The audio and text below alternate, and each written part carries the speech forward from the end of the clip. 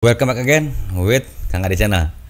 Hari ini kita akan membahas bagaimana caranya kita memulai bisnis di e-commerce dan kemudian 3 kesalahan yang harus dihindari sebagai pemula untuk memulai bisnis di bidang e-commerce.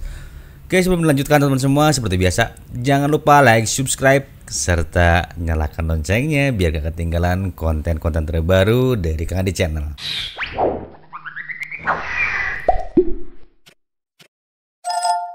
Oke teman-teman semua ya, kali ini saya ingin sharing mungkin dengan beberapa pengalaman saya ketika memulai bisnis di tahun 2013 dan kemudian bagaimana caranya sih supaya kita ini terhindar dari persoalan-persoalan yang bisa bikin kita malah drop. Apalagi pemula biasanya yang diharapkan adalah keuntungan yang besar, kemudian bisnisnya berkembang dengan pesat. Yang dilakukan oleh pemula itu biasanya bisnisnya berharap berkembang dengan cepat, penghasilannya pun berlipat-lipat, namun kadang-kala tidak sesuai dengan harapan. Oke teman semua ya, sebelumnya disclaimer dulu, saya memang bukan pakar dari bisnis, tetapi saya pernah menjalankan sebuah roda bisnis di tahun 2013 hingga tahun 2022 di bidang jasa, kemudian di bidang perdagangan alat-alat hidroponik ya teman-teman ya. Nanti saya akan perlihatkan beberapa data transaksi yang pernah saya jalankan di tahun 2018. Nah, sebelumnya teman-teman semua, kira-kira bisnis apa nih yang lagi kalian coba ingin kembangkan, dan kemudian apakah kamu sudah ketemu komoditasnya apa, kemudian target pasarnya bagaimana, kemudian bagaimana nih cara mempromosikannya nih ketika kalian mulai terjun di dunia e-commerce di tahun 2023 ini. Nah, sebelum kita perpanjang ya teman-teman ya, jadi saya akan coba bahas dulu nih 3 kesalahan yang sering dilakukan oleh para pemula saat memulai bisnis. Yang pertama adalah mereka mengeluarkan terlalu banyak modal, padahal mereka belum tentu bisa menjual produk-produk yang mereka simpan di gudang atau mereka stok di rumah. Nah, untuk menghindari hal ini yang perlu kamu lakukan adalah yang pertama, kamu harus riset pasar terlebih dahulu. Dan artinya ketika kamu riset pasar berarti kamu harus sudah tahu bahwa behavior pasar itu seperti apa. Kemudian produk-produk yang sedang trending itu seperti apa. Terlebih di e-commerce ini kan pastinya saingan banyak banget ya teman-teman ya.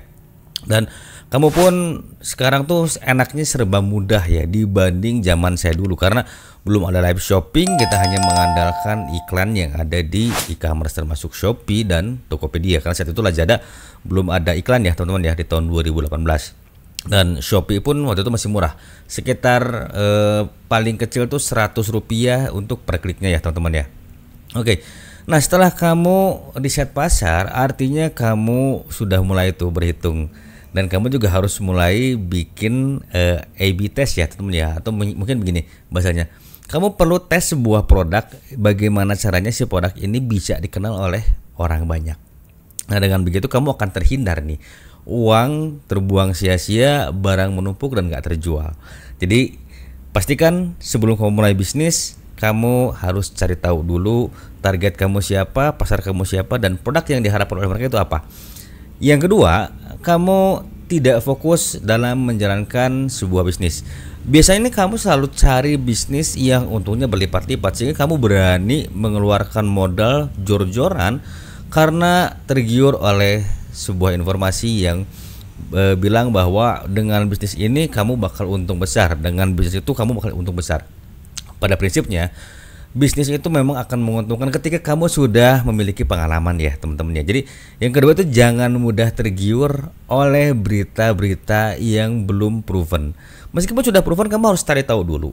Jika dia seorang ahli, seorang yang berpengalaman, sudah pasti bisnis apapun dia akan berhasil. Tapi bagi pemula, jangan pernah kamu menjalankan bisnis 2 bidang atau 3 bidang sekaligus. Karena kamu gak akan fokus.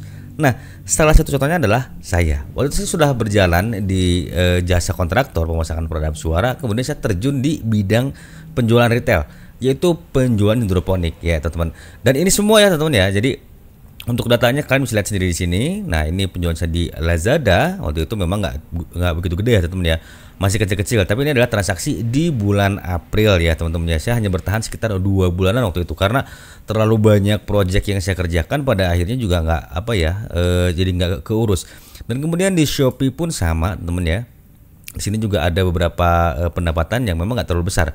Nah, akhirnya ketika menjalankan 2 bidang sekaligus, jadi nggak fokus. Terlebih jika pekerjaan kamu itu di bidang jasa dan mengharuskan kamu harus stay di tempat, biasanya akan menyita waktu.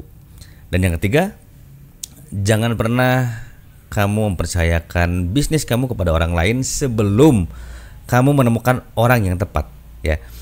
Jadi prinsipnya begini teman ya, ketika kamu sudah mulai berjalan, sudah mulai berkembang, terkadang kamu melihat seseorang nih, menurut kamu nih baik orangnya, jujur orangnya, kemudian kamu percayakan semuanya kepada mereka dari segi keuangan, pembelian barang, dan kemudian kamu pasrahkan manajemen kepada satu orang ini. Kamu tidak perlu controlling lagi dengan berpikir seperti itu ya, saya juga tinggal ongkang-ongkang kaki di rumah ya. Intinya hal itu jauhi dari sekarang dan tanamkan dalam diri kamu bahwa bisnis itu harus kamu yang jalanin. Whatever it takes, apapun resikonya, apapun masalahnya, apapun hasilnya, kamu tetap harus jalani sendiri. Kamu harus kasih pengawasan penuh kepada mereka. Meskipun saudara kamu sendiri, kamu tetap harus berpikir dengan jernih bahwa ini adalah bisnis. Ketika semuanya berhubungan dengan uang, maka sifatnya akan sensitif ya teman-teman ya. Jadi pengalaman saya ketika terjun di sebuah bisnis kemudian terlalu percaya kepada anak buah, pada akhirnya mereka terlalu berani kepada kita ya, ikut campur masalah keuntungan, ikut mengatur proyek juga yang pada akhirnya buyar semuanya ya. Jadi 3 poin ya yang harus kamu hindari untuk 3 poin yang harus kamu hindari supaya usahamu berkembang ya. Yang pertama, kamu tetap harus riset produk. Yang kedua, jangan pernah tergiur dengan opini-opini di luar sana di saat kamu sedang baru saja memulai bisnis dan kemudian dengan nekat kamu menjalankan 2 bisnis sekaligus. Dan yang ketiga, jangan pernah percayakan bisnismu kepada orang lain ya. Jadi itu 3 poin yang harus kamu hindari kalau misalnya bisnis makin berkembang. Dan kemudian gimana caranya ketika kita misalnya ingin mengembangkan perusahaan kita nih di dunia e-commerce, terutama di Shopee, Tokopedia, Lazada, mungkin dan yang lainnya ya, beli dan sebagainya kan udah banyak banget ya. Nah, yang pertama namanya bisnis mau tidak mau itu harus mau mengeluarkan modal, yaitu dengan cara beriklan. Terlepas iklan itu mau di mana ya, mau di Facebook, mau di TikTok, mau di Google Ads dan sebagainya, itu kamu harus sisihkan beberapa rupiah untuk membangun brand awareness bisnis kamu. Pengalaman saya ketika di tahun 2013 saya mulai mempelajari SEO, kemudian membangun sebuah Google Business, kemudian saya mencoba beriklan di Google AdSense di tahun 2014. Perjalanan selama setahun, alhamdulillahnya Google bisnis saya bertengger di nomor 1 dan kemudian mendatangkan traffic yang cukup banyak. Dari sanalah hingga tahun 2022 saya mendapatkan banyak orderan. Nah, modalnya berapa sih untuk beriklan? Waktu itu masih murah, di Rp400.000. Karena waktu itu pay per kliknya masih sekitar 300 perakan ya. Untuk sekarang mungkin lebih. Kamu mesti siapkan kocek yang cukup besar.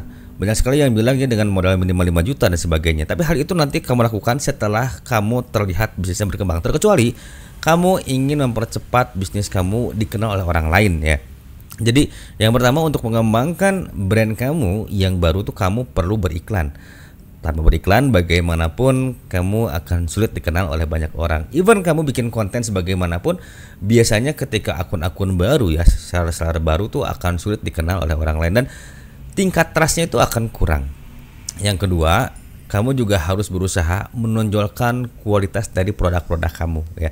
Jadi ketika produk kamu itu misalnya nih, kalau kamu jualan sebuah alat elektronik, kamu tonjolkan keunggulannya apa, kemudian kelebihannya apa, value-nya apa, kemudian benefitsnya apa ketika customer mulai tertarik membeli produk-produk kamu ya.